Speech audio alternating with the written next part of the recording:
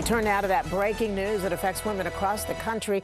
The Supreme Court this morning rejected a lawsuit challenging access to the abortion pill mifepristone. The ruling keeps the status of the medication intact, including for patients who have it mailed to them and those who get it without an in-person doctor's visit. Eyewitness News reporter Sonia Rincon is in the newsroom with the details. Sonia?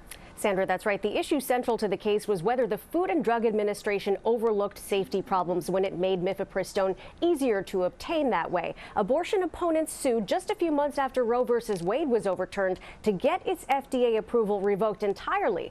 But the arguments about its safety did not hold up in the appeals process.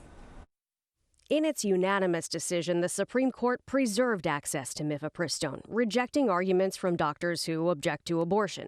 Anti-abortion advocacy group SBA Pro-Life America calls the decision deeply disappointing, saying the fight to stop dangerous mail-order abortion drugs is not over. Abortion drugs send approximately 1 in 25 women to the ER, according to the FDA's own label.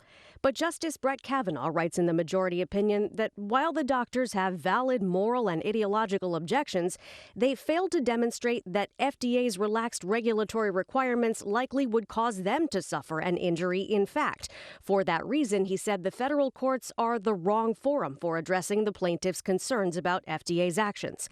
Their legal argument was that the doctors would have had to prove that they might have had to provide medical intervention if the pill caused complications. What the opinion says really clearly is it's very speculative to begin with that any of these doctors would ever end up in that situation. Mifepristone is a very safe drug. But even if it did happen, federal law protects doctors from having to help out with completing an abortion, say, if they have conscience-based objections to doing that. 24 state attorneys general had urged the Supreme Court not to limit the use of mifepristone, including New York's Letitia James, who said the court was right to look at the science, stating in part, while we may be celebrating today, we also know that anti-choice forces will not stop trying to eliminate bodily autonomy and the right to privacy for millions of Americans. Abortion care is health care.